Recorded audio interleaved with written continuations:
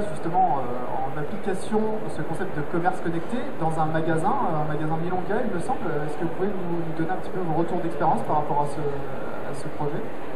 Alors c'est vrai qu'aujourd'hui, quand on parle de commerce connecté et d'intercanalité, il y a de nombreuses expériences qui ont été menées, mais ces expériences n'ont pas toujours la même vocation, elles n'ont pas toujours les mêmes retours en termes d'indicateurs business, et au final, on peut faire des choses très très belles, ce sont quand même les indicateurs business qui vont compter, et c'est sur quoi nous essayons d'attacher nos mesures. Alors une de ces expériences particulièrement successful a été menée au sein du groupe Cultura dans la chaîne des magasins Milonga. Milonga Music, c'est l'un des leaders français dans la distribution d'instruments de musique et de produits associés comme des partitions, etc. Et Milonga Music, c'est 70 000 références en totalité. 70 000 références, il est clair que quelle que soit la taille, quelle que soit la surface des points de vente, il est quasiment impossible de présenter 70 000 références, surtout quand ces références vont du piano à queue aux guitares électriques en passant par toutes sortes d'accessoires et de partitions. Bien. Donc ça, c'est une de leurs caractéristiques. L'autre caractéristique, c'est que, évidemment, Milonga Music vend énormément par le canal Internet, qui représente un pourcentage à 2 chiffres de leur vente. Et puis, c'est également une vingtaine de magasins répartis un petit peu partout en France. Avec dans ces magasins un concept intéressant d'école de musique, un concept de scène sur laquelle les clients vont pouvoir tester les instruments, les utiliser, etc. Donc, il était important pour Milonga de pouvoir, étendre la totalité de son catalogue sur tous ces magasins, et quoi de mieux que finalement une borne interactive qui permet d'aller puiser dans le catalogue électronique et de présenter en surface de vente, qui de toute façon est un pôle extrêmement attractif et qui le restera probablement dans la stratégie de cette marque. Donc quoi de mieux qu'une borne interactive qui présente un magasin, toute la profondeur du catalogue, les 70 000 références finalement, et les rendre accessibles aux clients. D'un autre côté, l'instrument de musique en particulier est un produit où le sensoriel et l'émotionnel jouent un rôle extrêmement important, et c'est finalement assez compliqué de véhiculer le sensoriel et l'émotionnel sur un site internet.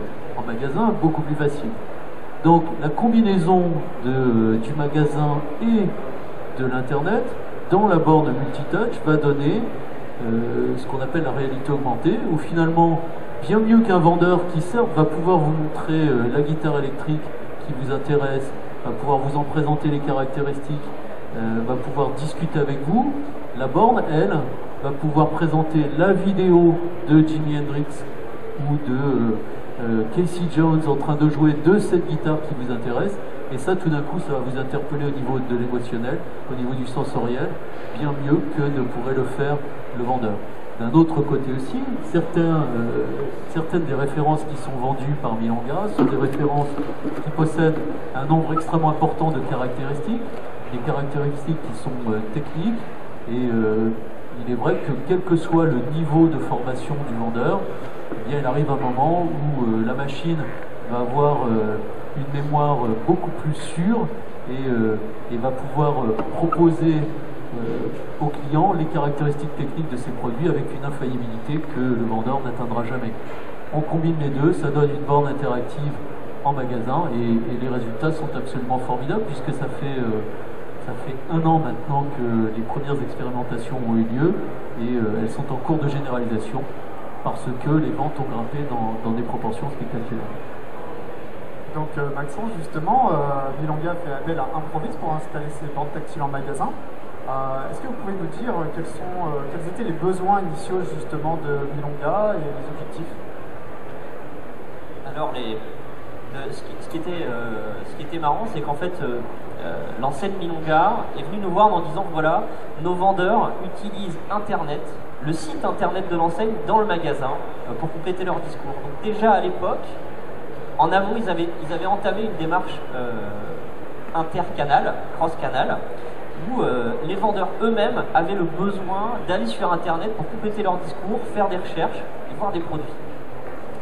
Et ce besoin, l'objectif c'était de le transformer en produit à forte valeur ajoutée, parce qu'un site Internet n'est pas fait pour le magasin, comme le soulignait Pascal, mais ça a beaucoup de sens de pouvoir l'avoir en magasin. Les critères, c'était dans l'adaptation, c'était que ça soit simple à utiliser.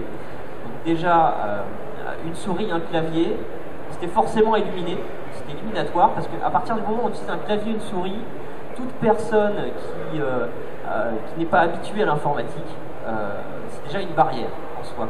Alors que sur écran tactile, la barrière disparaît, c'est des interfaces qui sont intuitives, naturelles, donc c'était un des critères, un des objectifs du projet, c'était transformer le site internet en une interface tactile, interactive, qui soit adaptée aux vendeurs. On peut donner d'ailleurs l'exemple de la première vente qui a été réalisée, qui est totalement édifiante. Hein, si je me souviens bien, la première vente qui a été réalisée sur cette borne au moment où elle a été installée, c'est une ménagère qui est entrée dans ce magasin et qui souhaitait acheter une flûte à bec pour son fils au moment de la rentrée des classes. Sauf qu'elle s'y est prise un petit peu en retard. Il n'y avait plus d'instruments qui correspondaient à ce qu'elle souhaitait en stock dans le magasin. Donc, qu'à cela ne tienne, le vendeur l'a accompagnée à la borne. En quelques secondes, elle a commandé sa flûte à bec. Le soir même, elle était livrée chez elle. C'est QFD. Hein, et il ne s'agissait pas, évidemment, d'une consommatrice particulièrement aguerrie et particulièrement au fait de la manipulation sur borne et tactile. Donc ça, c'était très, très édifiant. Et ce qui était encore plus édifiant, c'était que c'était le jour de la mise en place du premier magasin pilote. Bon, et depuis, il y a énormément de petites anecdotes un peu sympathiques.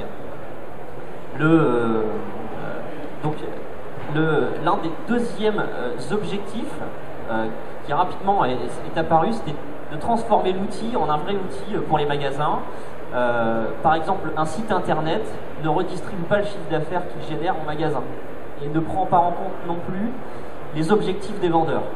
Donc ça, c'était l'un des objectifs, c'était de pouvoir inclure cet outil dans les processus de vente de l'enseigne et donc de pouvoir se connecter aux outils du magasin. Les besoins, donc là si je parle en termes de besoins, c'était dans un premier temps, ce qui était important pour Milonga, c'était l'expérience client. Il voulait que l'expérience client soit ludique, agréable, parce qu'on est dans le domaine de la musique, c'est des amateurs, c'est des passionnés, donc il fallait que ça soit simple à utiliser, intuitif et très riche d'expérience. Donc ça, c'est globalement ce qu'on retrouve aussi dans la plupart de ce type de projet. C'est amélioration de l'expérience client. On a simplement besoin d'une interface qui permet de compléter des informations sur un produit, pouvoir aider les vendeurs à compléter leur discours, montrer des vidéos, avoir des avis d'internautes. Ça aussi, c'est extrêmement pertinent d'avoir des avis d'internautes en magasin, parce que du coup, ça crédibilise le discours en fait. L'un des deuxièmes objectifs de Milonga, qui lui était à plus long terme, c'était de pouvoir transformer la borne en borne de vente autonome avec terminal de paiement intégré. C'est ce qui est en train d'être déployé en ce moment dans les magasins. Et donc là, la borne devient une station de vente qui peut potentiellement être déployée même chez des enseignes comme Cultura. Là, ça devient du shop-in-shop, où en fait on transforme un magasin Cultura en enseigne Milonga de 70 000 références. On peut potentiellement trouver des informations, améliorer l'image de la notoriété de la marque. On ne va pas faire des ventes.